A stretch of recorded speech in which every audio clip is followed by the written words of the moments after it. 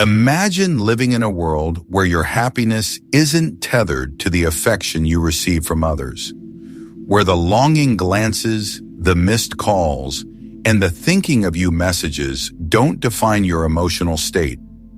This is not a tale from ancient history, but a reality you can begin living today.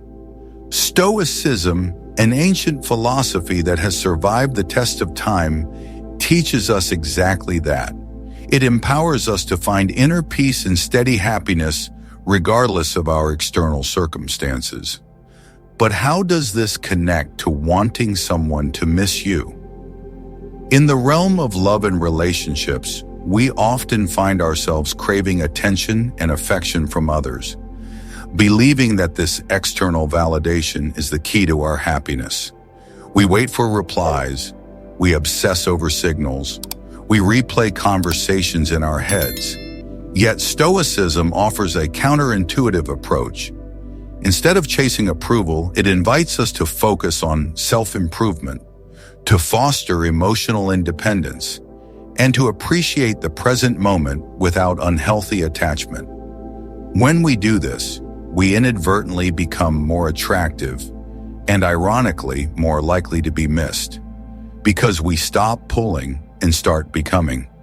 In today's video, we dive deep into the Stoic way of living and loving. How by embracing the principles of Stoicism, we can not only enrich our inner lives, but also transform our relationships in the most unexpected and powerful ways.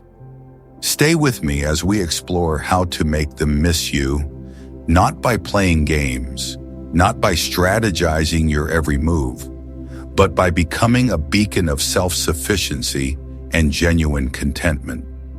You see, most people think that to be missed, you need to constantly occupy someone's mind. You have to text daily, call regularly, and always show how much you care. But here's the thing, when you're always available, always there, you become predictable. You become expected. And what's expected rarely feels special. The ancient Stoics understood something profound about human nature. They realized that true attraction doesn't come from neediness. It doesn't come from desperately seeking validation. It comes from something much more powerful: inner strength. When you're secure in who you are, when you don't need someone else to complete you, that's when you become truly magnetic. Think about it for a moment. Have you ever noticed how people are drawn to those who seem to have their life together?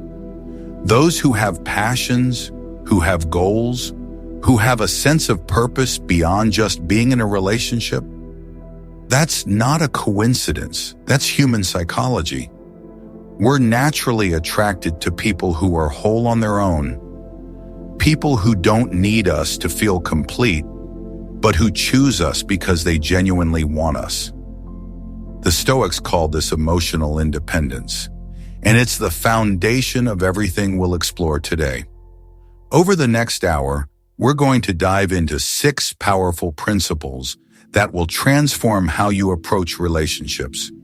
We'll explore how to build emotional independence from within, how to create relationships based on mutual respect, not dependency, how to develop emotional resilience that protects your peace, how to find meaning through virtue and values, how to let go of the need for control, and finally, how living authentically naturally makes you more attractive to others. Each principle builds on the last, creating a complete framework for relationships that are healthy, grounded, and quietly magnetic. But here's what makes this different from most relationship advice. We're not teaching you how to manipulate someone into missing you. We're not handing you tricks or tactics. We're teaching you how to become the kind of person who naturally draws others in. The kind of person who doesn't need to chase because they're already complete. The kind of person others genuinely miss when they're not around. This is about transformation from the inside out. It's about becoming the best version of yourself, not to impress others, but because that's who you're meant to be. And when you do that, when you focus on your own growth and development, something beautiful happens. People start to notice. They start to wonder what you're doing. They start to feel the difference in your energy. They start to miss your presence in their life, not because you're playing games, but because you've become genuinely interesting. You've become someone worth missing. This transformation doesn't happen overnight. It's a journey that requires patience, commitment, and honest self-reflection. But the rewards are profound, not just in your relationships, but in every aspect of your life. You'll find that when you stop desperately seeking validation, you start attracting it naturally. When you stop trying to make people miss you, they start missing you on their own. This is the Stoic paradox. And it's one of the most powerful truths you can embrace. If you're ready to transform your relationships through ancient wisdom, drop a comment below. I choose inner peace. And if you haven't subscribed yet, hit that subscribe button now. This channel is your daily dose of Stoic wisdom. Every single week, we explore the principles that make you magnetic through self-sufficiency. Let's begin. Section 1. The foundation of emotional independence. In our quest for happiness and fulfillment, it's incredibly easy to fall into the trap of seeking external validation. We often measure our worth by the reactions, opinions, and attention we receive from others, especially in the realm of personal relationships. Think about it. How many times have you checked your phone, waiting for that message? How many times have you stared at the screen, wondering why they haven't called? How many times has your mood shifted because of a single reply or the absence of one? This is the trap of external validation, and it's a trap that keeps you chained to other people's opinions. When your emotional state rises and falls based on someone else's actions, you've handed them the keys to your peace. But what if I told you there is a more empowering, more enduring path to happiness? The Stoic path. The Stoics teach us to focus on what lies within our control. Our thoughts, our actions, our reactions. And to accept what we cannot control, including the thoughts, feelings, and behaviors of other people. This doesn't mean becoming indifferent or emotionless. It doesn't mean pretending you don't care. Instead, it's about recognizing that true contentment and self-worth come from within, not from someone else's approval or attention. When we hinge our happiness on being missed or desired by someone, we quietly give away our power. We become reactive to their actions or their silence, which leads to a constant roller coaster of emotions. One day you're on top of the world because they texted back. The next day you're in despair because they didn't respond. This is no way to live. This is giving someone else near complete control over your emotional well-being. Stoicism, however, offers us the tools to step off this ride. By cultivating virtues such as wisdom, courage, justice, and moderation, we build a strong, resilient character that finds joy in self-growth and meaningful action. Let me break this down for you. Wisdom means understanding what truly matters in life. It means recognizing that your worth isn't determined by how often someone thinks about you, mentions you, or reaches out. Courage means having the strength to be yourself, even when others don't approve or don't respond the way you hoped. Justice means treating yourself with the same fairness and respect you'd want from others. Refusing to speak to yourself in ways you'd never accept from a friend. And moderation means finding balance in all things, including relationships. Not giving everything, not withholding everything, but moving with measured intention. Emotional independence is not about isolation. It doesn't mean withdrawing from the world or cutting off connections. Stoicism doesn't advocate emotional numbness. It advocates emotional resilience. It encourages us to form healthy, meaningful relationships while keeping our inner center steady and grounded. Here's the key distinction. Emotional independence doesn't mean you don't care. It means you care from a place of strength, not from a place of need. You love because you choose to, not because you're terrified of being alone. You're in relationships because they add value to your already meaningful life, not because you need them to feel complete. This is a fundamental shift in how you approach every connection. Instead of looking for someone to complete you, you become complete on your own. And then you choose to share that completeness with someone else. This is incredibly attractive.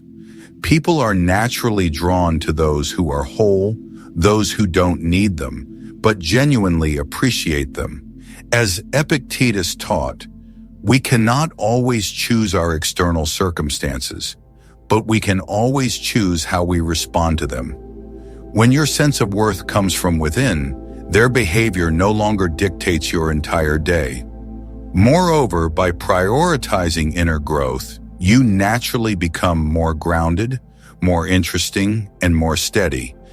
You're no longer chasing every hint of attention. You're building a life you respect, and that alone changes your presence. This is what the Stoics would recognize as true self-sufficiency. It's not about being alone or pretending you don't care. It's about standing firmly on your own feet so that when you enter a relationship, you show up as a partner, not as a dependent. Most people approach relationships from a place of lack. They're looking for someone to fix their emptiness, to soothe their insecurity, to carry their loneliness. But the Stoics understood that this approach creates unhealthy dynamics. It creates dependency. It creates imbalance. It creates relationships built on fear, not on mutual admiration. When you build emotional independence, you flip this script entirely. You become someone who doesn't need anyone, but who freely chooses to walk with someone who aligns with your values. And that choice, that freedom, is incredibly attractive. So ironically, the less we focus on making someone miss us, the more likely it is to happen. Because we're living our best, most authentic lives. Now let me give you a practical exercise you can start today. Every morning before you check your phone, before you scroll, before you reach out to anyone, take 5 quiet minutes for yourself. Reflect on what you're grateful for. Think about your goals and your values.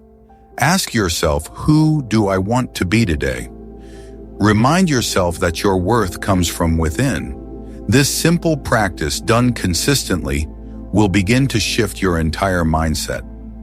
You'll start to notice that you don't need external validation to feel good about yourself. You'll start to see that you're already complete, right here as you are. And when you carry that energy into your relationships, everything changes. People sense that confidence, they feel that inner strength, and they are naturally drawn to it. This is the foundation of emotional independence, and it's the first step towards becoming someone others genuinely miss.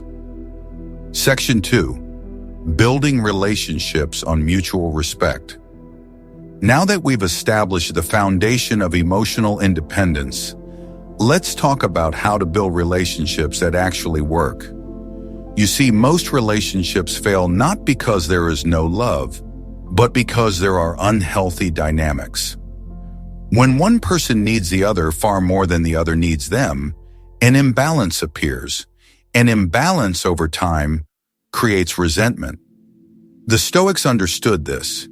They knew that healthy relationships are built on mutual respect, not on dependency, not on one person carrying all the weight, while the other drifts.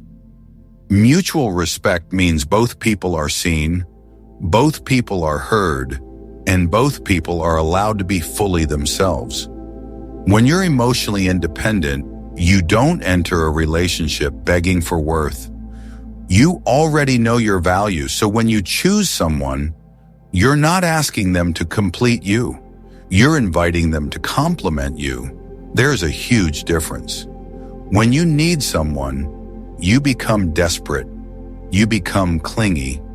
You become afraid of losing them. Fear quietly guides your every move, and that fear pushes them away. But when you want someone rather than need them, you become calm. You become secure. You become someone they actually enjoy being around. Because the connection is rooted in choice, not in panic. Mutual respect shows up in small moments, in how you listen without interrupting, in how you speak truth without cruelty, in how you honor each other's time, energy, and boundaries. A Stoic approach to relationships doesn't say, "I own you." It says, "I honor your freedom, and I hope you choose to stay." Self-respect and respect for the other are deeply connected. When you respect yourself, you naturally set standards for how you will be treated. You don't tolerate constant disrespect. You don't chase after someone who repeatedly ignores your needs. You also don't demand worship or obedience. You look for reciprocity, effort that moves both ways. In a relationship based on mutual respect, attention is shared, not hoarded. Care is exchanged, not drained from one person only. You both support each other's growth instead of secretly hoping the other will shrink to keep you comfortable. This is where self-improvement and healthy love finally meet. When you keep working on yourself, you become more grounded, more honest, and more stable. That inner work changes the way you show up. You stop chasing and start choosing.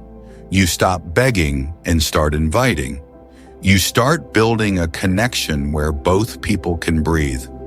Now here's where the Stoic paradox enters again. When you're focused on your own path, on living with virtue and purpose, you naturally become someone worth respecting. You're not obsessing over whether they miss you today. You're too busy living your life well. You're too busy becoming someone worth remembering. And this creates a quiet magnetism. People are drawn to those who are going somewhere, those who are becoming something real, those who have a life that feels worth being part of. This is the Stoic approach to relationships. It's not about manipulation or playing games. It's about genuine self-development that naturally makes you more attractive to others. When you live this way, you don't need to try to make people miss you. They will miss you naturally because your presence adds real value to their life. And when you're not around, they feel that absence. Not because you're pretending to be distant, but because you genuinely have a life worth missing. People want to be around those who respect themselves, who respect others, and who respect their own path. Not those who sit still, waiting for someone else to give them direction. So, ironically, the less we focus on making someone miss us, the more likely it is to happen. Because we're living our best, most authentic lives. When you're focused on your own growth and development, you're not constantly checking your phone. You're not constantly wondering what they're doing. You're not constantly needing their attention. Instead, you're busy living your truth, nurturing your values, building your future. And when you're busy living your life, you become someone worth missing. Now let's shift from theory to practice. Start by asking yourself, what kind of relationship do I want to build? Not just, do they like me? But, do we respect each other? Notice how often you abandon your needs just to keep someone happy. Notice when you say yes while your whole body wants to say no. Every time you betray your own boundaries, you quietly teach others that your needs don't matter. Mutual respect begins when you stop doing that. When you speak honestly, act consistently, and show that your time, energy, and heart are valuable. Here's a real-world example that illustrates this clearly. Imagine two people in a relationship.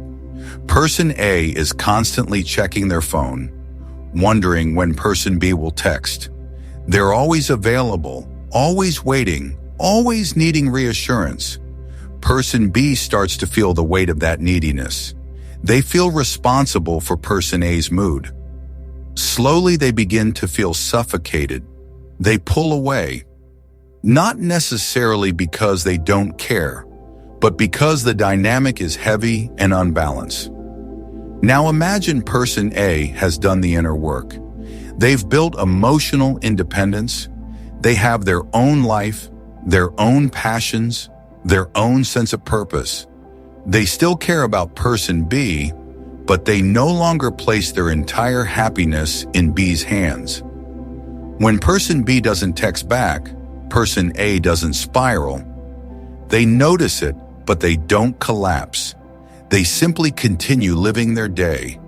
They go to the gym, they read, they work on their craft, they meet friends, they stay aligned with their values.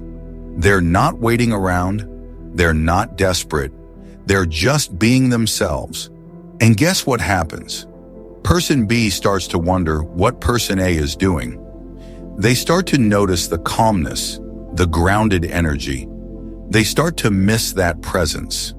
They reach out more, not because person A played hard to get, but because person A became genuinely centered, interesting, and respectful of themselves.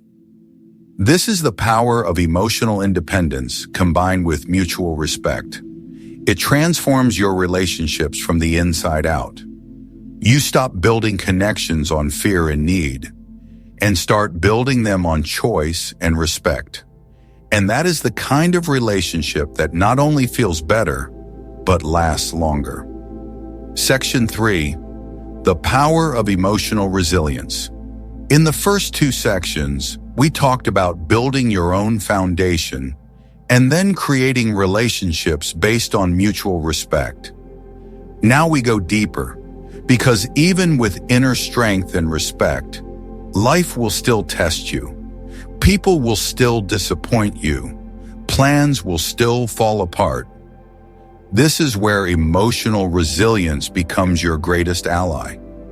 At the heart of Stoicism is the understanding that our reactions to external events are within our control, even if the events themselves are not.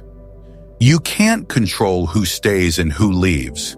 You can't control whether someone texts you back, or calls you, or misses you. You can't control their moods, their stories, or their wounds, but you can control how you respond to all of that.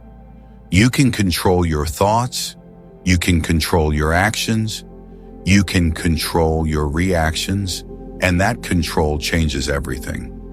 Emotional resilience, from a Stoic perspective, is not about shutting down or pretending you don't care.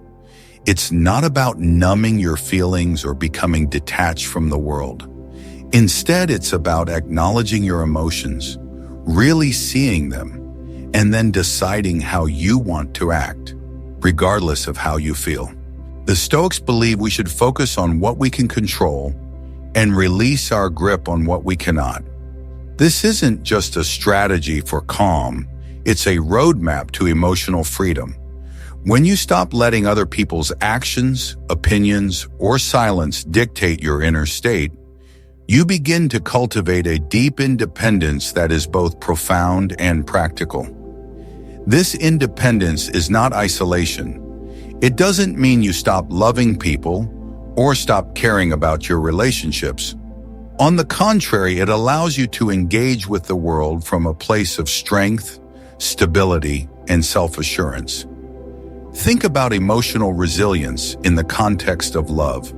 Stoicism teaches that we can love deeply and care sincerely without surrendering our happiness entirely to someone else's choices. Your joy can include them, but it should not depend on them. This perspective invites you to build relationships on mutual respect and genuine connection, not on fear of loneliness or terror of abandonment. When you develop resilience, you become capable of enjoying deep, meaningful relationships without losing yourself inside them. You can hold on without clinging. You can care without collapsing. Stoicism also emphasizes living in harmony with nature, which includes accepting life's constant ebb and flow. People change. Seasons change. Feelings rise and fall. Nothing outside you is permanently fixed. Resilience is your ability to move with that change without breaking. Not by being passive, but by staying actively rooted in your values, your goals, and your commitment to virtue. So how do we actually cultivate this kind of resilience? It begins with self-awareness.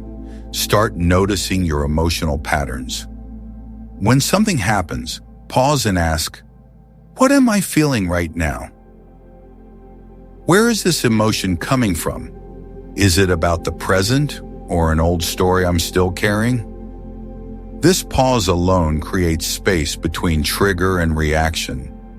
Into that space, you can bring wisdom. Gratitude is another powerful tool. When your mind wants to spiral into fear or lack, bring it gently back to what is still working, what is still good, what remains in your control. Emotional resilience grows when you stop replaying everything that went wrong and start noticing what is still right. The Stoics also practiced what we might call mental preparation. Every morning they would remind themselves that the day ahead would contain challenges. People would be difficult. Plans might fail. Life might surprise them. Instead of being shocked when something went wrong, they were ready. They had already chosen how they wanted to show up. You can do this too. Each morning, take a few quiet moments to preview your day. Tell yourself, some things today will be outside my control, but my responses will always be my own. Whatever happens, I will choose patience. I will choose honesty. I will choose virtue. When you start your day with that mindset, you are far less likely to be thrown off balance by an unanswered message, a delayed reply, or a moment of distance. You might still feel hurt, but you won't be shattered. You acknowledge this is outside my control, and you return your focus to what is still yours. Your peace of mind, your attitude, your next action. This is emotional resilience in motion, and it is one of the most attractive qualities you can develop. People are naturally drawn to those who can handle difficulty with grace, the ones who can feel pain, but still choose wisdom over impulsive reaction, the ones who breathe instead of explode, who respond instead of simply react. They don't fall apart at the first sign of trouble. They don't need constant reassurance because they are rooted in who they are. This doesn't make you cold. It makes you steady. It makes you safe to be around, and that stability is powerfully attractive. One of the simplest yet deepest Stoic tools for building resilience is called the dichotomy of control. Take any situation, especially in relationships, and ask two questions. What is in my control? What is not? In a relationship, for example, you can control how you show up. You can control your words, your honesty, your effort. You can control how you listen, how you set boundaries, how you express care. But you cannot control how the other person feels. You cannot control their actions, their reactions, or their readiness to meet you halfway. You cannot control whether they miss you. You cannot control how long the relationship will last. When you invest your energy into what you can control, you feel empowered. You feel centered and clear. When you obsess over what you can't control, you feel anxious, needy, and helpless. The Stoics understood this better than almost anyone. Peace comes from keeping your attention inside your circle of control and letting the rest be what it is. This doesn't mean you stop caring or stop trying. It means you become strategic. You put effort where it actually matters. You work on yourself. You refine your character. You become the kind of person you would be proud to be with. And then you release your obsession with trying to manage every outcome. This is emotional resilience, and it is the key to maintaining your peace, regardless of what happens in your relationships. If these principles are resonating with you, make sure you're subscribed so you never miss the next dose of wisdom. Drop a comment below with the principle that hit home the most. Let's keep going. Section 4. Creating a meaningful life through virtue. Emotional independence gives you a solid ground. Mutual respect keeps your relationships balanced. Emotional resilience helps you stand firm when life shakes you. But all of this points to a deeper question. What are you actually living for? Because at some point, the real power shift happens when your life is driven by something greater than just being liked, missed, or approved of. The Stoic philosophers like Seneca, Marcus Aurelius, and Epictetus spoke again and again about living a life aligned with your nature and with the nature of the universe. For them, the center of a good life was not wealth, status, or admiration, but virtue. Virtue simply means living in harmony with your highest values, acting with wisdom, courage, justice, and self-control. Being the kind of person you yourself would respect. From a Stoic perspective, meaning is not found in chasing applause or collecting achievements like trophies. It is found in who you become while you are living and how you contribute to the world around you. It's in how you treat people. It's in the integrity with which you work. It's in whether your actions match your principles, especially when no one is watching. Creating a meaningful life means turning inward first and asking difficult questions. Who am I really? What do I stand for? What kind of person do I want to be in this short lifetime? It requires you to identify your values and then live by them, even when it would be easier to just go along with whatever everyone else is doing. Stoicism acts as a compass in this inner exploration. It doesn't just ask, "What are you doing?" It asks, "Why are you doing it?" Is this driven by virtue and wisdom, or by fear and the hunger for validation? The Stoics also remind us that external conditions are fragile and temporary. Money can disappear, looks can fade, status can shift, relationships can change. If your entire life is built those things, your sense of self will always feel unstable. But when you focus on what stays within your control, your character, your choices, your responses, you free yourself from that constant anxiety. You move from chasing life to living it. In this way, creating a meaningful life becomes less about what you achieve and more about how you live and the mindset with which you move through your days. Embracing a Stoic approach also means accepting that suffering and setbacks are natural parts of the human experience. You will face loss. You will face failure. You will face moments that break your heart. The Stoic path does not deny this. Instead, it invites you to find meaning inside those moments, to treat them as training for the soul, not looking for pain, but refusing to waste it when it comes. You learn from it. You grow through it. You walk forward with a stronger spirit and a softer, more compassionate heart. In practice, A meaningful life is not built only from grand gestures. It's woven through small daily acts. The kindness you show to a stranger, the effort you bring to your work, the honesty you keep in your conversations, the time you take to reflect, to read, to be in nature, the way you show up for the people who matter to you. These seemingly small moments, repeated over time, create the texture of a life well lived. If you want to begin crafting this kind of life, start with a simple exercise. Take a notebook tonight. Write down 3 qualities you admire most in other people. Maybe it's courage, maybe it's patience, maybe it's kindness or discipline or honesty. Then ask yourself, am I living in a way that reflects these qualities?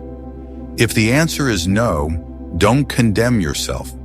Just choose one small action you can take tomorrow to move closer to that version of you. Call someone who needs support. Finish a task you've been avoiding. Tell the truth where you were tempted to stay silent. These small, aligned actions are how virtue moves from theory into reality. Over time, they build a life that actually feels truthful and whole. And here is where this connects back to being missed. When you live a meaningful life, when you're aligned with your values, when you're pursuing virtue, you become someone worth knowing. You're no longer just passing through your days. You're living with purpose. You're living with intention. You become the kind of person who quietly inspires others just by being yourself. People are drawn to those who stand for something real, those who know what they believe in, those who are trying, even imperfectly, to make the world a little better. Not those who are only trying to get through the day or win the next moment of attention. When you create a meaningful life, you create a life that others want to be part of, a life they notice when it's not around. Not because you're noisy, but because your presence carries weight. The Stoics believed a meaningful life is not built overnight. It's built through daily practice, not through one dramatic transformation, but through 1,000 small, steady choices. Do you act with integrity? Do you treat others with respect? Do you use your talents in a way that serves not just yourself, but something bigger?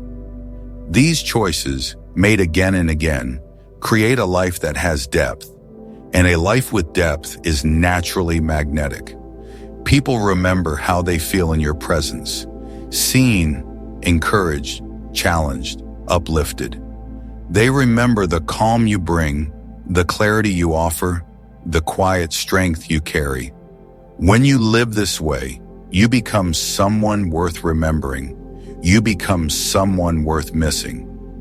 Not because you tried to engineer that outcome, but because your life itself has become meaningful, honest, and alive. This is what it means to create a meaningful life through virtue. And it is one of the most powerful ways to become the kind of person whose absence is felt and whose presence is a gift. Section 5. Letting go of the need for control. The Stoics recognized early on that much of our frustration, anxiety, and even despair comes from trying to control what was never ours to control. We pour energy into shaping outcomes, scripting conversations, and managing other people, only to discover that so much of it is beyond our reach. This realization is not meant to crush you. It's meant to free you, to break the chains of impossible expectations and return your attention to where your power actually lives. Inside, letting go of control in the Stoic sense doesn't mean becoming a passive observer of your own life. It's not about shrugging and saying, whatever. It's about shifting effort to the arena where it truly matters. Your inner world. Your perceptions, your decisions, your reactions. Here you have real influence. Here you can cultivate patience, understanding, and resilience. Letting go of control begins with seeing clearly the difference between effort and outcome. You can choose how much care you give. You cannot choose how it will be received. You can choose to show up honestly. You cannot choose how long someone stays. Your responsibility is your effort. The outcome is not entirely yours. This doesn't make effort pointless. It places effort in a healthier perspective. When you align your actions with your values and loosen your grip on specific results, you engage with life more fully and more authentically. Every moment becomes an opportunity to practice acceptance, to grow in wisdom, and to question old beliefs about control, success, and security. You begin to see that your real strength lies not in controlling the outer world, but in mastering your inner landscape. In practical terms, letting go of control means embracing flexibility, being open to the unexpected, facing uncertainty with a steady mind and a softer heart, responding to challenges instead of fighting reality. As you live this way, you'll notice something shift. Your relationships deepen. Your stress begins to ease. Your appreciation for the present moment naturally increases. You realize that control was never the key to happiness. Balance, acceptance, and inner harmony are. Letting go of control, as the Stoics teach, is not about surrendering your power. It is about reclaiming it in its most potent form. Because when you stop trying to manage everything, you finally have energy to manage yourself. This is a journey toward inner freedom, marked by a profound shift in how you perceive and interact with life. Instead of chasing the illusion of control, you start living from the reality of choice. And nowhere is this more powerful than in relationships. You can't control whether someone misses you. You can't control how they feel about you. You can't control their actions, their timelines, or their growth. But you can control how you respond to all of that. You can control your own peace of mind.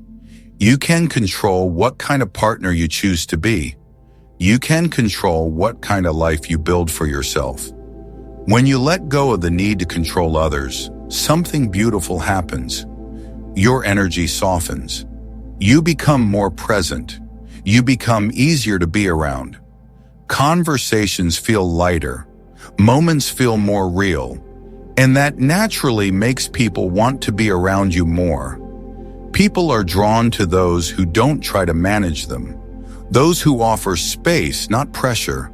Those who accept others as they are, instead of constantly trying to fix them. When you release control, you create room for genuine connection. Not forced closeness, but authentic closeness. You create room for people to choose you, not feel cornered by you. You create room for someone to actually miss you when you're not around. Not because you vanished to provoke a reaction, but because your presence was truly peaceful, supportive, and alive. The Stoics used a powerful practice called negative visualization. It sounds strange, but it's deeply effective. They would imagine from time to time losing things they held dear, not to torture themselves, but to deepen appreciation and prepare the heart for change. In relationships, this means quietly accepting that this person may not always be here. They might not always reply the way you hope. They might not always miss you in the way you imagine. And that's okay, because your happiness does not depend on that outcome. When you can truly accept this possibility, something shifts inside. You become calmer. You stop clinging. Your presence feels lighter. You start relating from freedom, not from fear. And paradoxically, this is exactly what makes people feel good around you. They feel safe, not controlled. They feel seen, not managed. They feel accepted, not auditioned. And that is when they genuinely start to miss you when you're not there. Not because you're manipulating distance, but because your presence added real value to their life. This is the power of letting go of control. It doesn't make you weak or passive. It makes you clear, open, and deeply human. It creates room for real connection, for real relationships, and for genuine longing to arise on its own. Section 6. Living authentically and attracting others. By now, you've seen how emotional independence, mutual respect, emotional resilience, and letting go of control all work together. They strip away neediness, soften your fear, and steady your inner life. But there is one more crucial piece: authenticity. Because all the Stoic tools in the world mean very little if you're still hiding from who you are.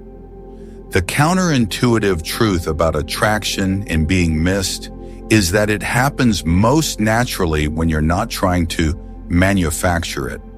When you're focused on living well, on developing your character, on pursuing meaningful goals, you naturally become the kind of person others want to be around. This isn't about tactics.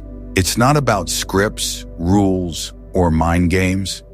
It's about authentic self-development that quietly increases your attractiveness as a side effect. People are drawn to those who have their own lives, who have passions that light them up, who have a sense of purpose that isn't built on someone else's attention. They're drawn to people who don't desperately need validation, but who are secure in who they are. This is the Stoic paradox once again. By focusing less on being desired and more on becoming genuinely aligned with your values, you naturally become more deeply missed when you're not around. Think about the people you truly miss. They're rarely the ones who were always begging for attention. They're usually the ones who had their own path, their own rhythm, their own depth. The ones who were present when they were with you and fully themselves when they were away. That's the power of authenticity. When you're authentic, when you're honest about who you are, you become magnetic without trying. You're no longer a performance. You're a person. You're not bending yourself into shapes to fit someone's expectations. You're standing as yourself and letting the right people recognize you. Authenticity doesn't mean being perfect. The Stoics never asked for perfection. It means being real about where you are, what you believe, and what you're working on. It's showing up as the same person when you're alone and when you're with others. When you live this way, you're not constantly thinking, "Do they like me?" You're asking, "Am I living in a way I respect?" You're less concerned with impressing people and more concerned with being honest, kind, and aligned. And that, ironically, is what people find so compelling. Authentic people are easy to be around. You don't feel like you're in a show. You don't feel constant pressure to perform. You feel like you can exhale. You feel invited to be yourself too. That feeling is unforgettable, and it's the kind of feeling that makes people genuinely miss you when you're gone, because they aren't just missing your face or your messages. They're missing the way they felt around you, seen, accepted, grounded, inspired. When you pursue your passions, live by your values, and practice Stoic principles from the inside out, you become someone who quietly raises the standard of every room you walk into. You don't need constant reassurance because your worth comes from within. You're not chasing every new opinion because you know what you stand for. This is what living authentically means. Not reinventing yourself for applause, but refining yourself for truth. And that is what makes you someone people are truly reluctant to lose. Conclusion: no label and final script, just flowing on. As we come to the end of this journey together, it's clear that Stoicism offers far more than a few clever ideas about relationships. It offers a way of living rooted in wisdom, resilience, and peace. A way of living that makes you stronger inside and naturally more magnetic on the outside. You've seen how emotional independence prevents you from handing your happiness to someone else. How building relationships on mutual respect keeps love balanced instead of lopsided. How emotional resilience helps you face disappointment without collapsing. How creating a meaningful life through virtue and values gives you a purpose no relationship could ever replace. How letting go of the need for control frees your energy and opens the door to real connection. And how living authentically turns you into someone worth knowing, not because you're flawless, but because you're real. The Stoics never promised a life without pain. What they offered instead was something deeper: the strength to face adversity with courage, the wisdom to act according to your values, and the serenity to accept what you cannot change. When you start living by these principles, your idea of happiness begins to shift. You see that true contentment doesn't come from being constantly desired, praised, or pursued. It comes from aligning your life with what truly matters, from knowing who you are and acting in a way that matches that truth. And here's the paradox we've returned to again and again. When you stop desperately chasing validation, you begin to attract real respect. When you stop trying to make people miss you, they start missing you on their own. Not because you played games, but because you became someone steady, meaningful, and alive. So start where you are. Take small, honest steps. Strengthen your independence. Build respect into your relationships. Practice resilience when life gets hard. Align your actions with your values. Loosen your grip on what you can't control. And choose authenticity over performance. These are not quick hacks. They're a way of living, a path you walk day by day. But the rewards are profound. Your inner world grows quieter, stronger, more at peace. Your outer world fills with relationships that are deeper, healthier, and far more real. And you become, without forcing it, the kind of person others genuinely miss when you're not around.